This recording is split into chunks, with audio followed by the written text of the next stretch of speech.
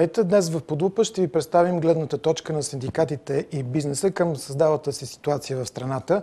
Може ли политическата криза да окаже негативно влияние върху развитието на икономиката? Има ли възможност да се компенсират хората с ниски доходи?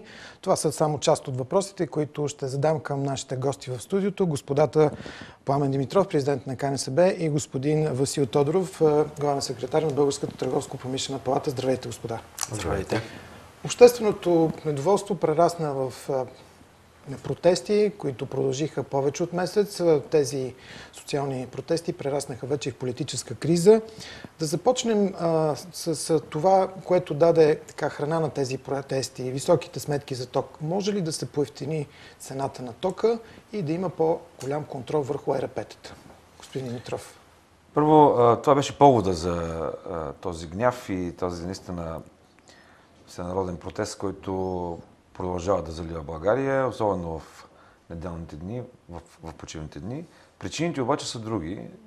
Вчера в България беше Нориел Рубини, не знам дали всички разбраха, Нобеловия лауреат за икономика, който предвече кризата, доктор Дум, както го наричат.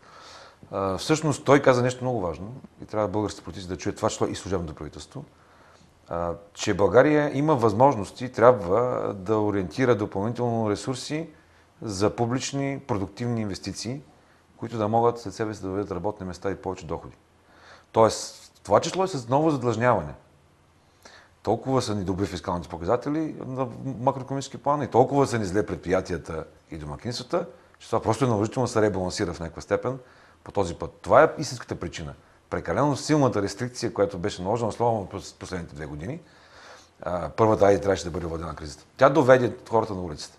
И предприятията всъщност до това състояние, в което са. 190 хиляди работни места ги няма. Само през миналата година 183 хиляди от частния сектор. Тоест хората са без работа, повечето, много от тях, които са на улицата им предвид, и с ниски доходи. Какво могат да се направят тук нататък? Ние видяхме няколко предложения от Министерството на икономиката, които са доста смислени. И които водят със себе си възможности за намаляване на цената на електроенергията през намаляване на признатите разходи на ЕРП-тата от 15 на 10%. Тук има доста голям резерв. Може би оценено в крайната цена, както за бизнеса, така и за домакинствата, между 3,5-4% може да намали тока само от тази мярка, което е доста сериозна сама по себе си. След това има други мерки, които имат по-малък принос към общото намаление. Намалението т.е. вкарването на ефтина енергия в микса. С други думи, повече ефтин ток от АЕЦ и от ТЕЦ-2. И изваждането на по-скъп ток, който обаче трябва да бъде ориентиран към износ. Тук нямаше положение, ние направихме положение как да стане това, защото в момента не се изнася ток заради високата такса пренос за износ, която НЕК налага. Тя е под порядъка на 17,5 евро. Няма такава в региона, трябва да бъде свалена на половина. НЕК трябва да бъде компенсиран през допълнителни средства от бюджета. Некой ще каже как, ще каже след това най-накрая. Затова почнах с задлъжняването, за което говори Рубини. А то трябва да бъде премерено и целево. Не само и не единствено за социални разходи. От тук нататък по този начин ще осигурим работата на ТЕЦ-овете, които произведат по-скъпа енергия, и работещите в мините, които иначе ще дойдат те в София, да сменят младите хора, които са на улицата. Не казвам, че това е необходимо да стане, казвам, че трябва да се намери решение преди да стане. С други думи, комплексът от мерки, които предлагаме и предлага Делян Добрев в някаква степен, аз казах някои други от тях, и възможността да бъдат минимизирани добавките като цена и като размери, например. Зелената, кафявата добавка и така наречената американска, която може да отпадне според нас, поне от сметките на потребителя. Никой не е гласувал договорите на двата американски теца от нас, никой не ме питал като потребител, а нито като гражданин. Този, който ги е вземал, е била властта. Следователно, инструмента на властта е бюджет. Да, пак ние като данъкоплатци ще платим тази цена, но не като потребители на електроенергия. Така че има мерки, които могат да направят така, че тока най-накрая да падне с 8-9% до 10% по наши разчети, в зависимост точно как ще се подредят те и как ДКЕВР ще ги приеме. А иначе за компенсирането на доходите, мисля си, че има редица стъпки, които могат да бъдат направени. Първо, енергийните помощи могат да бъдат удвоени като покритие и като размер могат да бъдат увеличени поне 100 кВт. В момента, не знам дали знаят, енергийните помощи покриват 210 хиляди лица и домакинства, изключително нисък брой, на фона на бедните българи, пенсионери и не само безработни, могат да бъдат поне удвоени и то много бързо с един разход, който не е толкова голям. Значи около 10 милиона са нужни, за да бъдат удвоени енергийните помощи, но това няма на което се плащат. ако не бъдат увеличени като размер, само удвоени като брой, т.е. 400 хиляди семейства да бъдат покрити, затова трябва само 10 милиона допълнително, което наистина е малко. Но освен това трябва да бъдат увеличени киловатт-часове. От 350 киловатт-часа, които ползват тези домакинства, поне с 100 киловатт-часа да бъдат увеличени отгоре, за да могат да покриват една минимална част от консумацията. Въпросът за всичко това, което вие предлагате, вече бюджетът е приет, разчетени са тези разходи, а когато се увеличат тези мерки, които вие казвате, те трябва да се осигурят чрез бюджета. Има ли възможност от това да се случи, след като няма да имаме работещ парламент? Това е много важен въпрос и преди да се замине парламента, ние казахме на президента, че ние предлагаме 2-3 неща, които са по-дългосрочни, но за тях малко по-късно. Ключовата рамката на бюджета, в който трябва да се вмести служебното правителство, трябва да бъде, да се позволи да бъде същата, в която се вмества нормалното правителство. Какво имам предвид? Нормалното правителство, когато има парламент, може да внесе актуализация на бюджета без да го увеличава. Само за да преструктурира разходи. Може и да увеличи разходните политики. Може да увеличи дефицита. Това не може да прави служебния кабинет, защото няма къде да го внесе. Тоест, под условие парламента преди да излезе, да се разпусне, трябва да даде възможност първо да преструктурира кабинета служебния разходите. Например, капиталовите разходи би трябвало да бъдат минимизирани, за сметка се отворят възможности за социални разходи. Второ, част от разходите от сектор сигурност трябва да бъдат намалени буквално за сметка на социални разходи. Пример, 100 милиона СРС може би не са нужни повече. На България може да бъдат сигурно 50 милиона.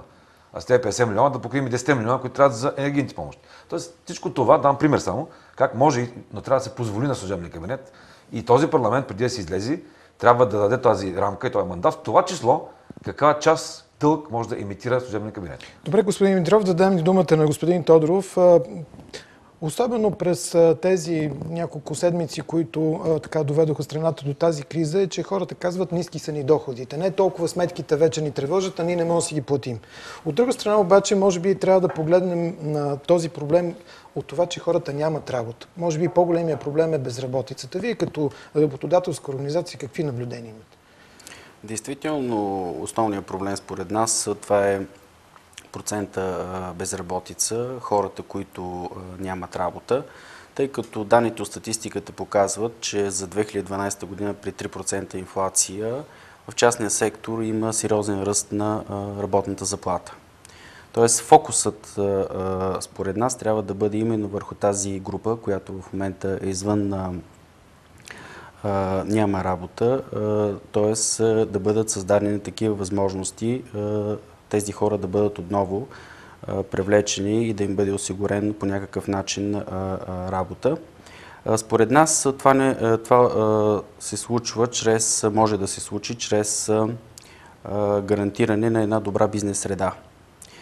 Действително в момента политическата криза, която се случи както от протестите, така и от доста неочакваната оставка на правителството, тъй като при положение, че оставаха 2-3 месеца, беше така една би било държавническо поведение, ако правителството беше останало и беше реализирало тези политики, които не се осъществиха и които, в смисъл, това е всъщност една от причините за това недоволство, както и да изпълни исканията, разбира се, съобразно законите, които протестиращите посочиха. Според нас, освен основната причина, високите сметки, които доста хора извадиха на улицата, другата причина е не случилите си политики. Също така липсата и на диалог. Доста време предлагаме свикването на Националния съвет за тристранно сътрудничество, където държавата се среща с така наречената гражданска квота, която в момента се тиражира идеята, че нямало гражданска квота, нищо подобно. Синдикати, работодатели срещат се в Националния съвет за тристранно сътрудничество. По Кодекса на труда този съвет е оторизиран да разглежда въпроси не само свързани с трудово и осигурителните отношения, също така и с жизнения стандарт. И всъщност липсата на този социален диалог по един естествен начин прехвърли проблемите на улицата. Да кажем, че от 6 месеца той не е заседава. Действително, да. Ние излязохме с позиция работодателските организации до министъра на финансите за свикване. Това е в началото на месец февруари, още преди да започнат протестите, но все още нямаме реакция на това наше предложение.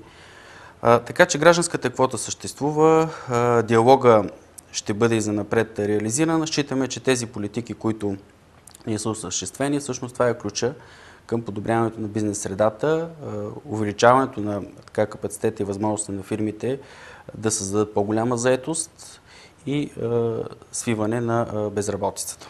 От друга страна, КНСБ предлага да се увеличи минималната работна заплата и то от 1 април, доколкото не се лъжа, на 330 лева. Винаги работодателите обаче имат едни резерви към вдигането на минималната работна заплата. И мисля, че господин Тодоров, след като вие кажете, той ще каже пък доводите против. Вие защо предлагате това?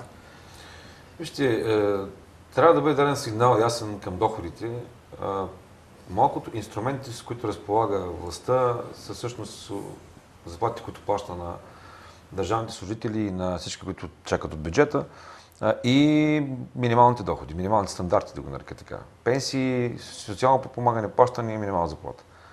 Сега, в тази посока трябва наистина, за това казах, че трябва да се даде фискално пространство на новия кабинет, служебния кабинет, за да може той да организира мерки в диалог вече с всички организации и с протестиращите на първо време, тъй като обществен съвет той включва и тях, но бързам да кажа веднага, че не отменя функционирането и ангажимента, законови ангажимент на правителството да задвижи Националния съвет за тристранно сътрудничество. Общественият съвет при президента е нещо временно. То е нещо, което е в момента заради кризата.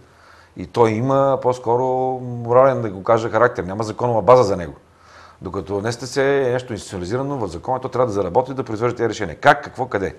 Но за нас доходите наистина са ключа на решението и всички механизми, които компенсират поне инфлацията на първо време, защото в този бюджет това може да се търси като рамка, дори и с увеличени разходи от преструктурирането, за което говорих, и малко повече дълг. В този бюджет ние можем да поискаме, и това сме фокусирали, поне компенсиране на инфлацията, която е около 13-14% от началото на настоящата година за пенсиите, не от 1 април и не с 8-9%, както беше предвидено първо. Плюс това увеличение на всички доходи в бюджетните системи с подобни проценти, за което трябва да се сметнат къде и как са дадени частично пари в този бюджет, къде не са дадени допълнително, тъй като някои се увеличиха, някои не. Плюс това, естествено казах вече, социалната сфера като цяло, системата на социално осигуряване и подпомагане, майчински, обезщетения за безработица, енергийните помощи, трябва да бъдат прегледани и наистина там, където има нужда. Минималното обезщетение за безработица, да речем, трябва да бъде увеличено. То не е пълно 4 години и половина, почти и е на смешно ниво. Майчинските, казахме ние, също трябва да бъдат пипнати. Тоест, тук теме трябва да бъдат извадени най-тежките, които могат да бъдат финансирани въпроси, и доходите на работещите българи, предвид, трябва да бъдат стимулирани така, че и в частния сектор да се даде тласък, затова минималната заплата е важна, да се даде тласък за ново увеличение на доходите, съобразно състоянието на фирмите, естествено. Тук не мога да кажа, че всички могат да увеличат. Някои могат, някои няма да могат. Господин Тодоров, като работодателска организация, вие винаги критично приемате вдигането на минималната работна заплата. Даже имате доводи защо е така. Нека да ги споделим с зрителите на Подлупа. Направихме анкетно проучване сред фирмите. Над 70% от фирмите са против увеличаването на минималната работна заплата. Минималната работна заплата не е вид социално плащане. Тя е работна заплата и функция от производителността. В настоящия момент с създалата се политическа обстановка, при всички положения рисковете за икономиката и за бизнеса са доста по-големи, така че фирмите са предпазливи и изключително негативно настроени към едно подобно административно наложено увеличение на минималната работна заплата. Също така, минималната работна заплата, тя засяга работещите. Но това, което казахме, безработицата, тази голяма група, тя няма да бъде облагодетелствена от това увеличение на минималната работна заплата. Напротив, ако се увеличи минималната работна заплата, работодателите, много от тях ще променят фокуса си от тази група, която най-трудно би се върнала на пазара на труда. Това са лицата без образование, нискообразованите, към тези със средно образование, защото те са задължени вече да плащат един по-висок доход. И в този случай шансовете на нискообразованите, лицата без образование, доста ще намалее да се върнат на пазара на труда. Всъщност фокуса трябва да бъде към тази група, тъй като тя представлява едно много сериозно част от структурата на безработицата. Разбрах вашата теза. Нека сега да поговорим за това, което правителството в момента не говори. Вие ми споменахте преди да влезем в студиото, че има много въпроси, които бизнеса има към дори сегашното правителство, което е в оставка и следващото, което ще наследи. Говоря за еврофондовете, защото много от фирмите или ще подадат някакви, така да кажем, заявления да кандидатстват по тях или вече работят с такива договори. Какво се случва? Според нас в дискусията и предложенията, които се правят за увеличаване на дълга като средство за преодоляване на създалата се ситуация, според нас гаранцията и една добра бизнес среда би се основала на това да не се допуска увеличаването на дълга. Това, което е постижимо и това, което е реално в момента като източник на финансиране, сериозно финансиране на фирмите и осигуряване гаранция за бизнес среда, това са европейските фондове.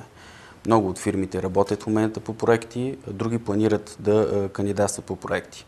За фирмите в рамките на това проучване, което направихме, е много важно правителството, това, което си отива и това, което ще дойде, ясно да излезе с сигнал, че активността, която до момента беше демонстрирана и реализирана по отношение на еврофондове, ще продължи.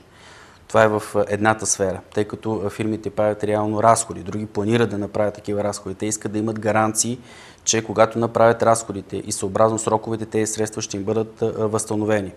Също така в момента е много важно администрацията да създаде гаранции, да обезпечи продължаването на работата по създаването на новите оперативни програми. Това са текстовете на оперативните програми. Има създадени работни групи, за да може да се обезпечи 2014 година началото реално да има оперативни програми, съгласувани с Европейската комисия, по които да започне да се работи.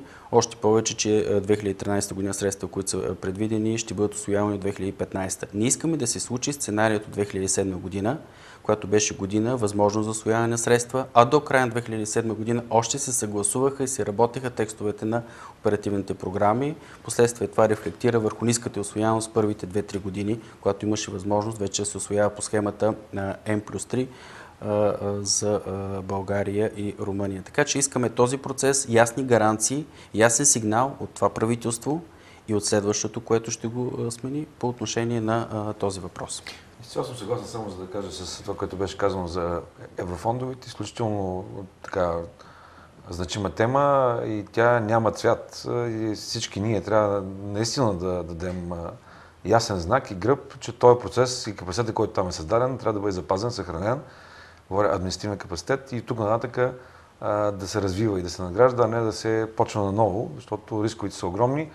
Но няма да се съглася с твърдението за дълга, защото в момента България е страна с втория по големина дълг, горе отзад напред, най-малък им предвид, в Европейския съюз. Естония е само преди нас, по-малко, за да го наречем така.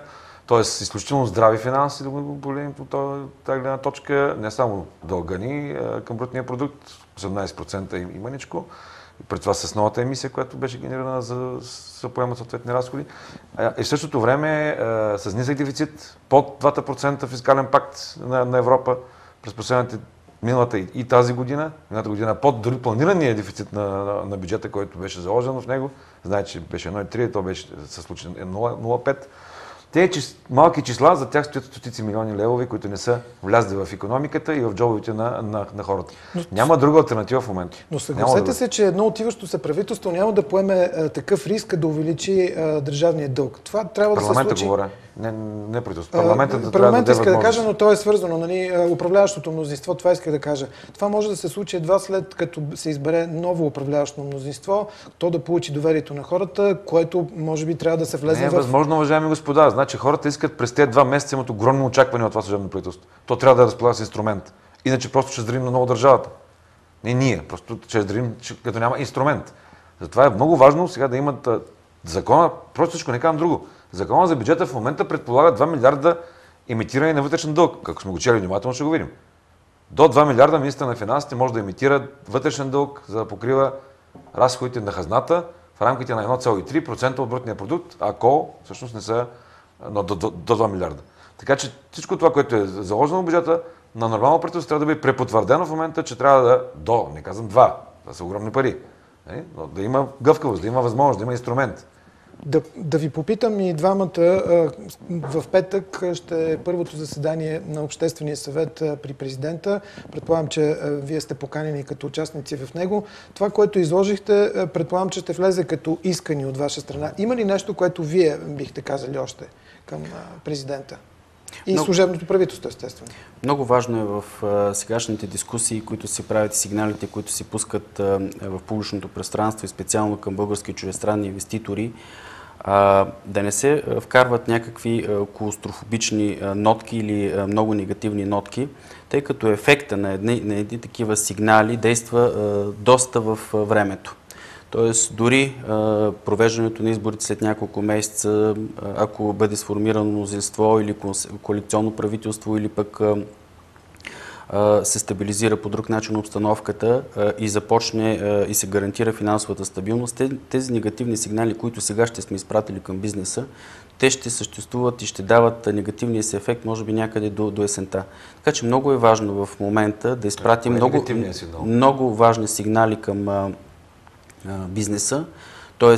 ясни ангажименти по отношение на политиките, които ще се следват. И аз тук съм съгласен, че служебното правителство трябва да му бъдат възложени консенсусни политики, които то трябва да извърши.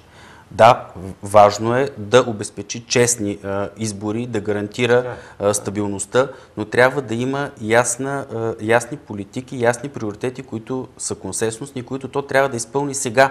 Действително няма кой да чака идването на новия парламент и минаването на изборите. Господин Димитров, заключителни думи от вас. Привършваме. Освен това, което казахме до момента, в избирателния кодекс трябва да бъдат направени някои промени, за да могат гражданите на улицата да получат съответно част от възможните решения, защото има някои, които са доста така екзотични, бих казал, като идеи. Но възможните решения минават през стимулиране на независимите кандидати в изборния процес, където гражданските организации могат да бъдат по-активни и да предложат кандидати за депутати от своите редици. Няма пречка това да се случи, без да се поставя под съмнение представителната демокрация и съответно партиите, които вече се реформират, бих казал, под натиска на гражданските структури. И второто нещо, ще поискаме президента да насрочи той референдум за това трябват ли промени в Конституцията, какви промени трябват в датата на изборите, не да чакаме някоя политическа партия в парламента да си пише червени точки, като, как да кажа, носител на тая идея. Тя витае в пространството дълги години и смятаме, че президентът, той има правото без подписки да направи това, трябва да направи това. Благодаря ви за участието. Имахте конкретни виждания за това как трябва да се реши ситуацията в страната. Ще ги коментираме в близките дни. Това беше днешното издание на Под лупа. Сега останете с новините на телевизия Европа.